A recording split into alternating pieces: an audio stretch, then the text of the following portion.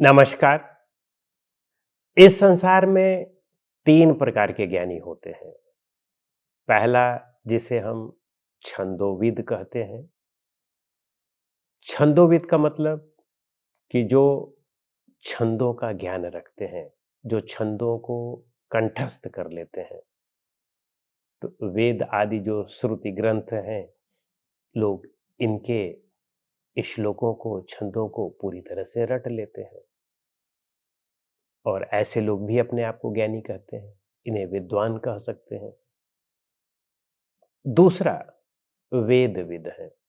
वेदविद का मतलब कि ऐसे लोग जो उन छंदों के अर्थ को भी समझते हैं।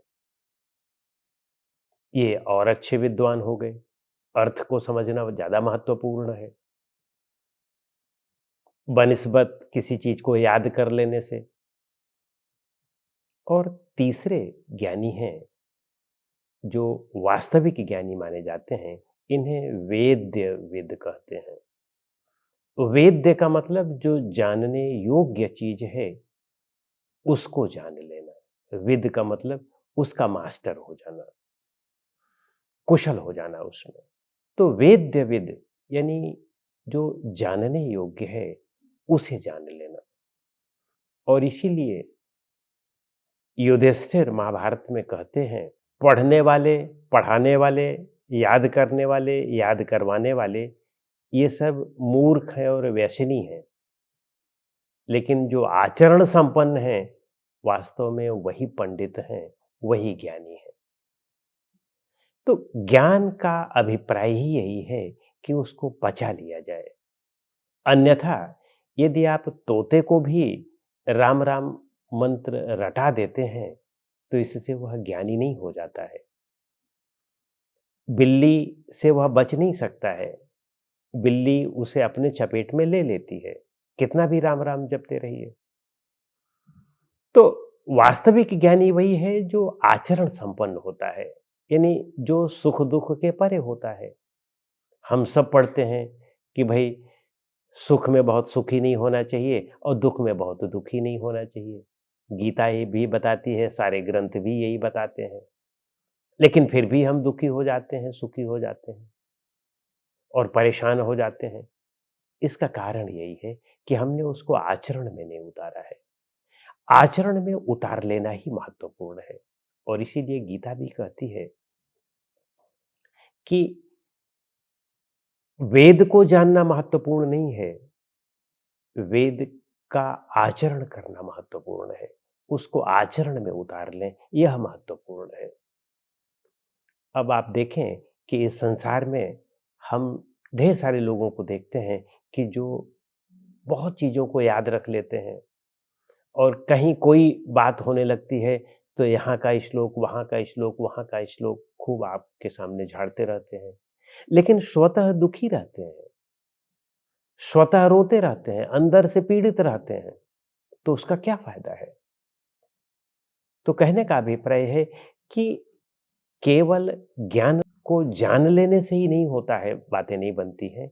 असली ज्ञानी वही है कि जो चीज़ों को वास्तव रूप से अपने अंदर उतार लेता है। तो हमें उसका आचरण करना चाहिए। रोज-रोज उसका आचरण करें और उसके लिए प्रयास किया जाए। कुछ भी ना पढ़ें, लेकिन सत्य जो जानते हैं, हम सबका अंतःकरण जो है वह बोलता है कि सत्य क्या है, असत्य क्या है। ढेर सारी चीज़ें हम जानते हैं और जो चीज़ें हम जानते हैं उसका आचरण हम करने लगें, तो अगले स्टेप की भी जानकारी हो जाएगी।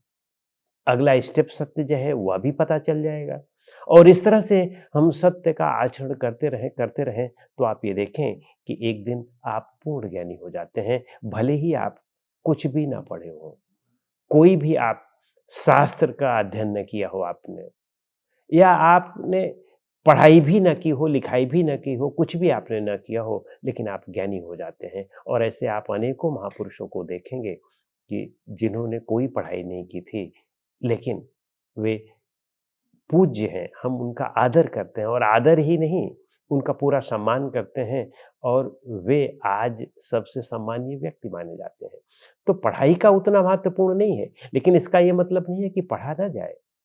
ज्ञान भी हो तो अच्छी बात है, लेकिन उस ज्ञान का अहंकार होना बुरी बात है। यदि हम आचरण में नहीं उतारते हैं, तो उस ज्ञान का अहंकार होने लगता है और वह ज्ञान का जो अहंकार है, वह हमें ज़्यादा परेशान करने लगता है और वह हमारे लिए तो नुकसानदायक होता ही है, दूसरों के लिए भी नुकसानदायक होता है। जिनको हम उसका उपदेश करते हैं, उनके लिए भी नुकसानदायक होता है। तो आप देखें कि आजकल के अधिकतर गुरु, अधिकतर कथावाचक ये केवल कथाओं को बाँचते हैं या ग्रंथों को पढ़ कर के उनकी बातों को आपके समक्ष रखते हैं, आचरण में शून्य होते हैं और इसीलिए ढेर सारे लोग को आप देखें कि उनके ऊपर अनेक प्रकार के जो है आरोप लगते हैं और उसमें से ढेर सारे आरोप सत्य भी होते हैं। और आप ये भी देख सकते हैं कि कितने लोग जेलों में हैं इस वजह से और कितने लोग ऐसे हैं कि जो वास्तव में जेल जाने योग्य हैं, लेकिन किसी वजह से जेल नहीं हो पाती है, पहुँच राजनीतिक पहुँच या अन्य पहुँच की वजह से जेल नहीं हो पाती है, लेकिन उनके आचरण बहुत बिगड़े हुए होते हैं। लोगों का भविष्य बताते हैं और अपना खुद का भविष्य नहीं जानते हैं। लोगों के मन की बातें पढ़ने का दावा करते हैं और सारी पूरी चीज़ों का दावा करते हैं कि उनका अगला जन्म कहाँ था, पिछला जन्म कहाँ था, लेकिन अपने दुखी रहते हैं, अपने आप के विषय में कुछ नहीं जानते हैं कि उनका मन कितना भटकता रहता है। तो वे बाहर केवल लोगों को सच्चा ज्ञान देने के चक्कर में अपने आप को अज्ञान में फँसाए रहते हैं। तो ऐसे लोग सदैव दुखी रहते हैं, ऐसे लोगों से बचना चाहिए और खुद स्वयं आचरण में चीज़ों को उतारना चाहिए। यही ज्ञानी होने का सच्चा तरीका है। नमस्कार।